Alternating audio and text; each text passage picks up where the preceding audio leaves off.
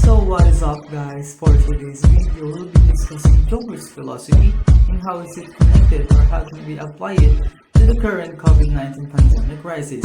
So keep on watching! So good afternoon, my name is Jamo and I am here to introduce Joker in the Joker movie in 2019 that was portrayed by Joaquin Phoenix. So to start with, Joker, also known as Arthur Fleck, lived in a tragic way in Gotham City, together with his mother, Penny Fleck. His mother raised him in a religious way. That's why his mother validated that Joker, Arthur, was indeed a good person. That's why Joker believed that he exists in one sole purpose, is to serve people and make them happy. Before he was the known Joker, he was a stand-up comedian that makes shows for children and other party events. But what drove him to be a psychomania killer? Well, as you can see in the movie, that he was beaten, suppressed by the opportunities that he once believed that everyone can achieve. But what happened is the opposite. Instead of his good persona to emerge more, what happened is that the evil identity inside him ascended. We all have this kind of shadow beneath us that just resting, waiting to be awakened. According to a psychologist named Carl Jung, we all have this shadow that is living inside of ourselves, that is waiting for us to trigger, or waiting for an event that makes the shadow inside of us be awakened. And somehow, Arthur triggered that persona. But of course, not only because of him, but the society he lived in. And that's what he called the one bad day. And because of that, the morals and the good ethics that were created by society means nothing from him. Now he only believes that nothing is wrong and nothing is right. And because of that, he wants the people to see the hypocrisy in the society. But instead of acknowledging that we all have this shadow, he embraced it with full force rather. Actually, he was not born to be evil, but he was created by the society that he lived in. And for him, existing was just a joke. And his life was not a tragedy, but a comedy in itself. So, that's what drove him and named himself the Joker. Because the clown makeup, or the clown get up, is a method on how we tend to hide our true personality. And once we are put in a situation that questions our morality, we act like savages or animals that think that it's every man for himself. And what makes him unique in other villains in the comic universe is that even though he doesn't have any superpowers, but only intentions to show that the world we live in is unfair and harsh. And as you can see, Joker is the product of the society. There is one saying that criminals were not born, but they were created because of the opportunities that were suppressed from them. That's all. So, ngayon natapos na nating pag-usapan kung sino nga ba si Joker and kilala niyo na yung character niya and a little bit of his background story. So, ngayon naman is pag-uusapan natin ang COVID-19. So, ano nga ba ang COVID-19? So, the COVID-19 or the 2019 novel coronavirus is an outbreak na nagsimula sa Wuhan, China at kumalat sa iba't ibang parte ng mundo, including our country, which is the Philippines. So, most people na nagkakaroon ng COVID-19 ay nakakaranas ng mild to moderate respiratory illness at gumagaling kahit na hindi sila magpa-doktor or magpa-confine sa hospital. So, yung mga talagang nagkakasakit ng malala is yung older people And yung mga may sakit na talaga, gaya ng may mga sakit sa puso, yung mga diabetic, ganyan, yung mga may cancer, etc. etc. So sila yung nakakatakot na mahawaan nitong COVID-19 kasi sila yung may mga sakit na talaga. So para makaiwas dito, ang laging pinapayo sa atin ng mga professionals is to always wear your masks, wash your hands, and to of course stay at home. So we are all aware, kita naman natin siguro ang lahat kung gaano kalaki yung naging epekto nitong COVID-19, hindi lang dito sa ating bansa, kundi na rin sa buong mundo, lalong-lalo na sa economy ng bawat country. So I would not further go into details, pero we all know kung gaano ito naka-apekto sa iba't ibang sectors ng bansa, whether it is the media and culture sector, the public service, transportation, food or health sector, education sector yan, yung tourism sector natin, and sobrang dami pang iba. So ganito kalaki yung naging impact niya sa buong mundo. And hindi lang yun, sobrang dami na ring deaths and ng mga infected na cases ng virus. As of the moment, according to the World Health Organization, there are 27 million cases of COVID-19 all over the world. And nasa 900,000 naman yung confirmed deaths and almost 19 million naman ang mga nakarecover. And take note, 900,000 yung confirmed deaths. Ito yung mga talagang nakumpirma na ang cause ng death nila is yung COVID-19. And dito sa atin, lalong-lalo na merong mga cases na may mga namamatay pero hindi sila sure kung ano yung naging cause ng death na yun. So hindi natin talaga alam kung 900,000 lang ba talaga yung mga namatay dahil sa COVID-19. So, sobrang laki talaga ng naging epekto nito sa buong mundo and lalong-lalo na rin sa atin, sa mga sarili natin. Pero, bakit nga ba natin pinag-usapan ng COVID-19? So, ano ba yung connection nito kay Joker? Kasi kanina pinakilala sa inyo kung sino nga ba si Joker, and then ngayon naman is pinag-usapan natin yung COVID-19. So, ano nga ba ang relationship nilang dalawa? And if you want to know more, just keep on watching. What is Joker's philosophy? Hi guys, I'm Clarence Pontacaña from Psych 102. I'm here to explain some of the ideas given by some philosophers, extensionists, and sociologists about Joker's philosophy or logic. Kumbaga, ano nga ba talaga yung logic na pinaparating ni Joker sa kanyang buhay through his life or yung actions na ginagawa niya sa mga story o sa mga movies. So basically, some of us might be confused in finding Joker's philosophy in life, kung ano ba yung reasoning niya kung bakit niya ginagawa yun. But through some of explanations by extensionalists, sociologists, and philosophers, mas medyo mapapalinaw sa atin ngayon kung ano nga ba talaga ang philosophy ni Joker. Sabi ng isang French extensionalist na si Jean-Paul Sartre, pinagdiinan niya sa kanyang belief or yung bilang extensionalist, pinagdiinan niya yung extensionalism. Sabi niya din sa isang quotation niya or article niya na recognizing the meaningless of existence. Kumbaga, some of us might find meaningless yung existence. Pero by true recognizing it, by ourselves, malalaman natin yung meaning. And sabi niya din is we are responsible on our own meaning.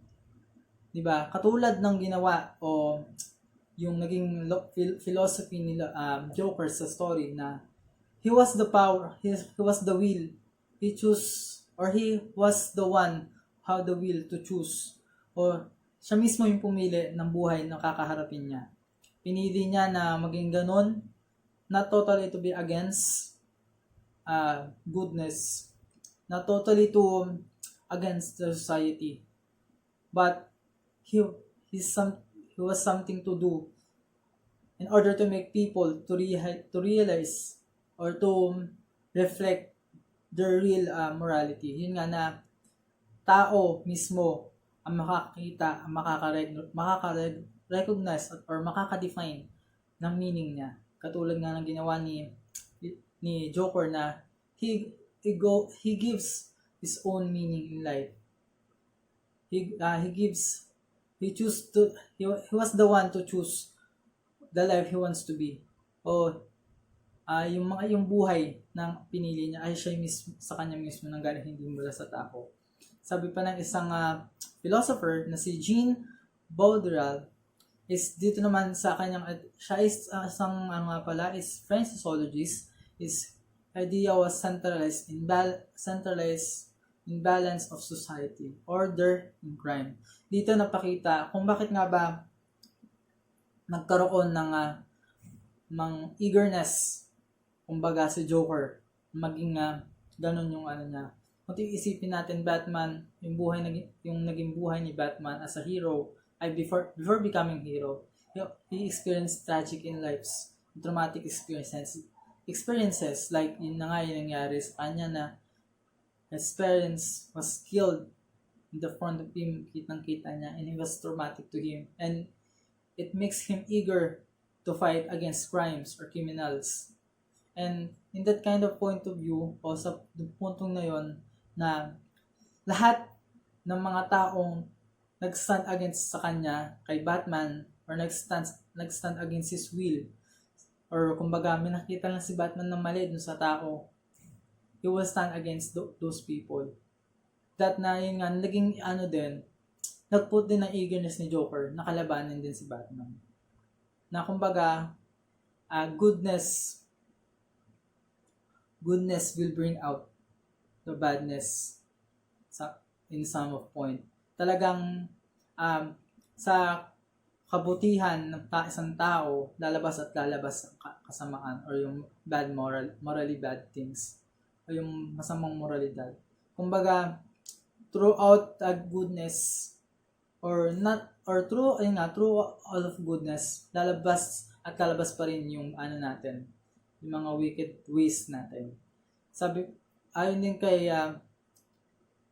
din sa point of view ni Jean Baudrillard na corrupt na yung will or yung philosophy niya o yung purpose, kumbaga, kung bakit ginagawa ni Joker yung pagpatay, yung pagbuo ng chaos, was not totally or intentionally to stand against people in society or government, or kung stand sa lahat ng tao. Kumbaga, his point of view or philosophy is to corrupt the goodness or their goodness or the goodness of people he chose to. Yung mga pinili niyang tao. Papanoorin natin, marami siyang na mga tao na biktima, kumbaga, na talagang napalabas niya kung sino talaga yung taong yon, kung ano talagang kasing morality yung merong isang taong yon. Kumbaga, Joker's philosophy is to reveal some person's real morality using their goodness or corrupting their goodness. Or kumbaga, kung tatagulogin natin, sinisira yung kabutihan sa pamamagitan ng parang Joker's persuasion to the person he choose to na gumawa ng masama. Na kumbaga pinipilit ni Joker yung mga taong napili niya na biktimahin na gumawa ng masama. Kasi kung titingnan natin nga yung point of view ni Joker, lalabas at meron talagang wicked ways ang mga tao, hindi mawawala sa atin yun. We are, yun nga katulad ng nauna na we are yun nga sa extensionalism ng ating philosophy of existentialism, na we had the will of in ourselves na pumili kung sino ba tayo o ano ba mapipili nating morality to live in or to live, kung anong klaseng buhay, kung pipili ba tayo dun sa masama o sa masama or sa mabuti. Yun yung isa sa mga point of view na pinakita ni Joker. And next one is ayon kay Arthur Schopenhauer, one of German philosophers, and he writes in sa kanyang article ay sa kanyang article na entitled or sa librong ginawa niya entitled The World of Will and Representation is pinaliwanag niya yung cost of laughter o ano ba yung malalim na kahulugan ng laughter. Some of us might find Joker's laugh o yung mga pagkakataon na tumatawa si Joker in unreasonable ways or unreasonable irrelevant events na nangyari. Even though he was doing something wicked, is he still laughing? But kung titingnan natin or i-reflect natin or iintindihan natin, the only thing Joker wants talaga is through incongruities or yung mga unreasonable things, doing unreasonable things is malalabas or mapapakita ng isang tao yung tunay niyang moralidad. Yun. So, lastly is si John Marmix, which writes sa ding book or article na pangalang Laughing at Nothing, which yun nga din pinaliwanag din yung laughing or ginamit niya yung laughing ni Joker. Siyempre si Joker, kilala man natin na isang character na isang parang clown na villain nga na laging stand against Batman at sa ibang mga tao. Kumbaga dito pinapatunayan talaga na through incongruities or through unreasonable things or trivial things, napapalabas ng tao o lumalabas sa isang tao yung tunay na moralidad nila. Sabi nga din ni John Marx doon sa kanyang written article na yung through the incongruities, we can differentiate or we can see the difference of what we say we are or what we actually are. Mas napapakita natin o mas nakikita kung ano ba yung pinagkaiba ng kung ano yung naiisip natin sa sarili natin, kung ano tayo, at dun sa bagay o dun sa actual na tayo talaga. Kumbaga, many times kasi na we are different person on what we say to other people. Kumbaga, iniiba natin yung imahe natin sa ibang tao. But through incongruities, doing unreasonable things na ginawa ni Joker is napakita niya kung ano nga ba or napakita niya sa ibang tao, na-reveal niya sa mga taong napili niyang biktamin yung pinagkaiba ng taong yun sa iniisip niya sa sarili niya at dun sa kung sino talaga siya. May mga doon sa kung titingnan natin yung story yung mga naging biktima ni Joker, lahat doon nakilala or napakita yung kung sino talaga sila, yung bad side. Some of them become selfish, prideful, and even though those good people is gumawa ng masama. Kumbaga, the whole point of philosophy of Joker is not totally kanina ko pa sinasabi, not totally to stand against goodness or doing wickedness o kumbaga panatili ng chaos, kaguluhan, ng wickedness sa society. But through incongruities, yun nga na mga unreasonable things or trivial things, is nakokorrupt na yung goodness o nasisira niya yung goodness ng tao. At sa pamamaraan na yun, ay nakikilala ng tao o lumalabas sa isang tao ang tunay niyang moralidad o ang kanyang tunay na pag-uugali. Kumbaga, dito napatunayan din that, ayun nga sabi dito, na proving everyone is capable to become who he is, physically and morally. Na yun talaga yung point of, from all the story, sa lahat ng storyline, nandun sa lahat ng ginawa ni Joker, the only yung meaning or yung kumbaga yung purpose niya is to prove everyone na everyone was capable to become who he is. Na everyone na lalabas or there's difference between what we think on ourselves and what we are really or kung ano ba talaga tayo.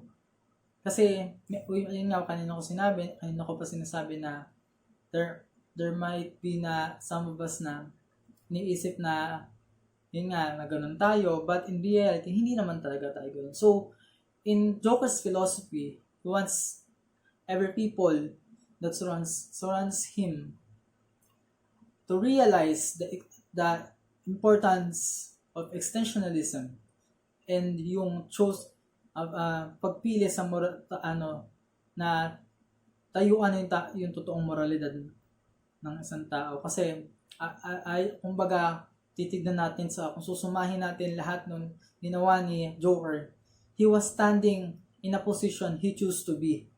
Hindi siya pinilit ng tao, hindi siya pinilit ng panahon, hindi siya pinilit ng sakit niya. Pero through the idea of extensionalism, pinili niya for himself,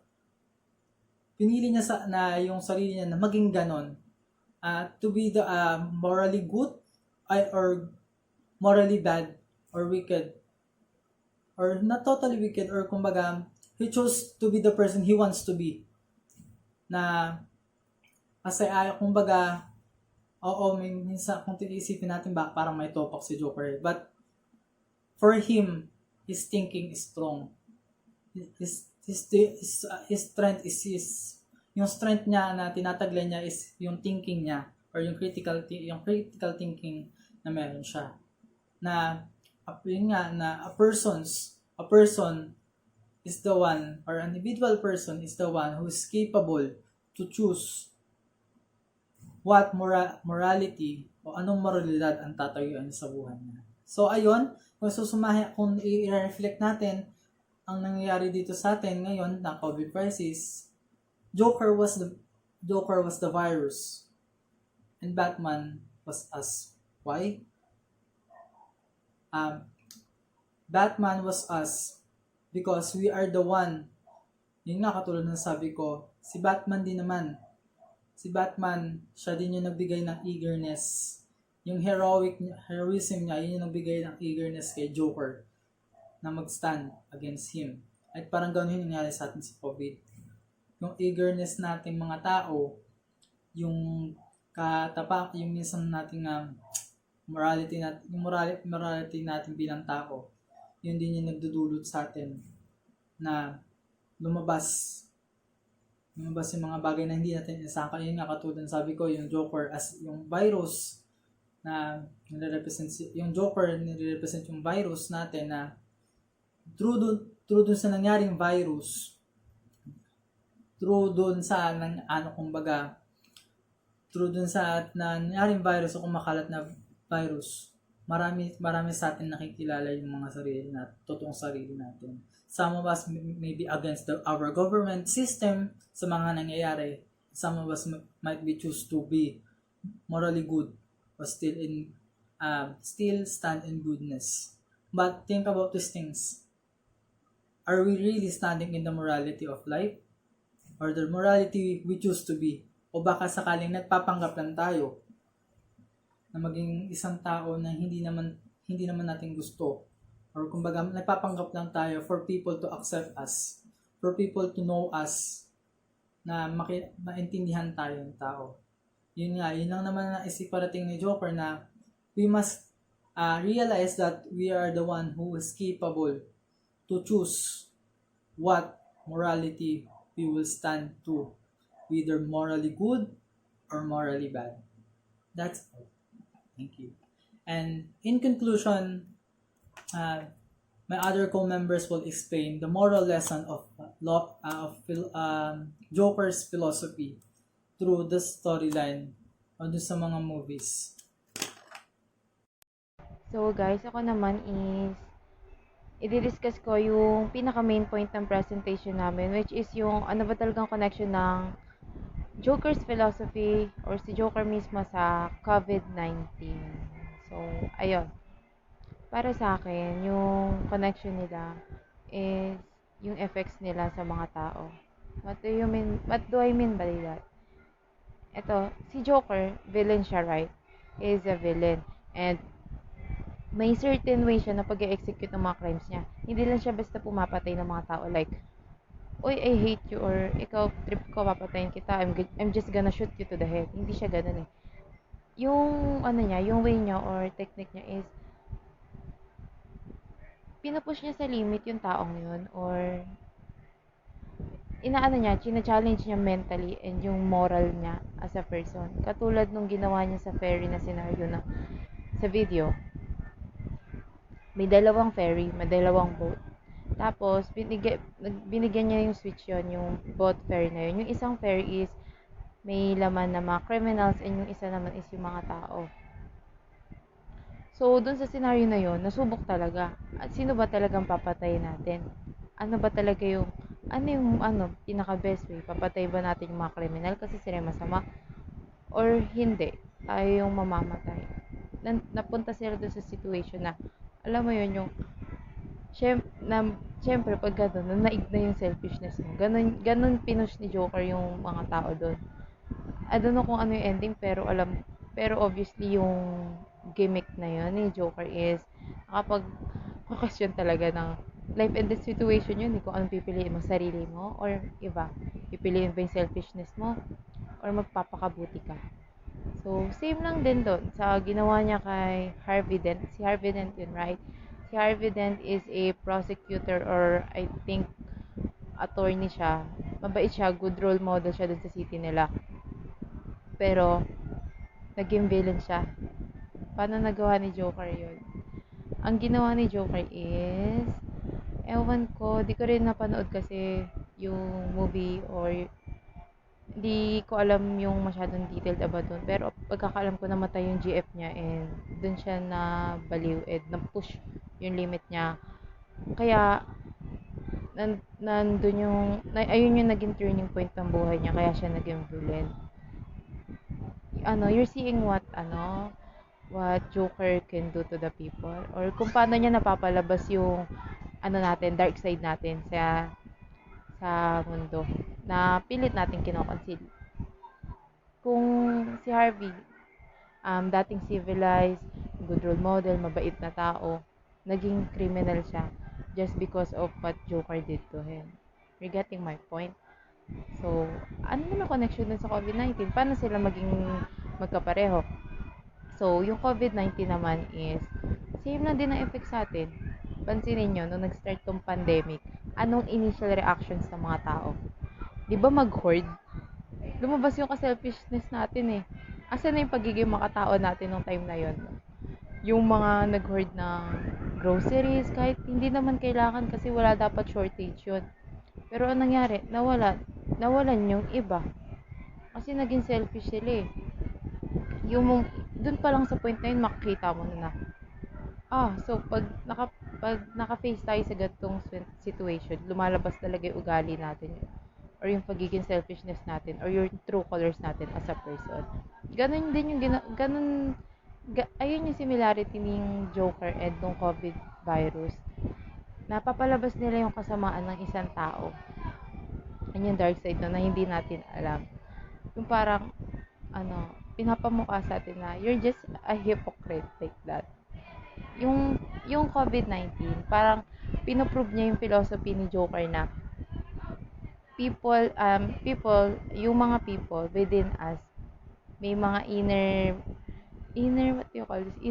Inner dark things din tayong tinatago and malalabas lang yun pag na-experience natin yung sarili nating one bad day na na-experience niya before. So, ayun lang. I believe ayun yung pinaka-connection nilang dalawa. So, thank you and bye!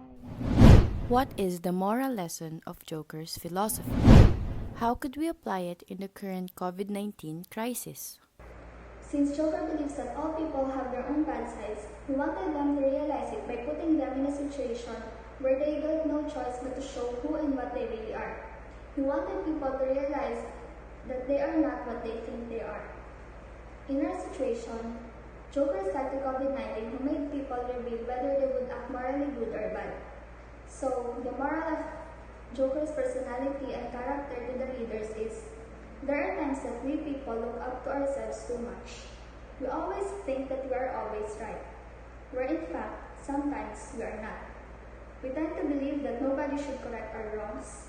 that nobody should be against us, that everyone should agree with us, but that's not how it works.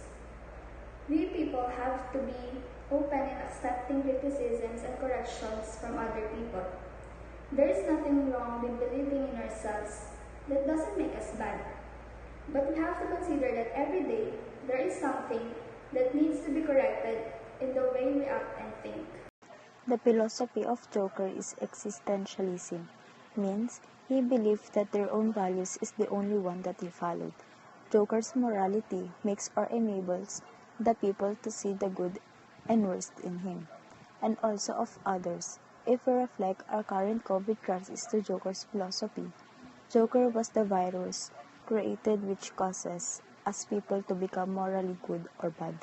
Through this pandemic, the virus causes people become the worst person to stand against our government and corrupt goodness, or we become morally good in choosing to be submissive to our government ordinance. This pandemic reflects to the Joker in our situation that comes to test our morality between choosing the goodness or corruption. From all things we are talking about Joker's philosophy, the COVID virus reflects to be the Joker in these current times. Because of the pandemic, we are able to identify incongruity and absurdity between what we say we are or what we actually are.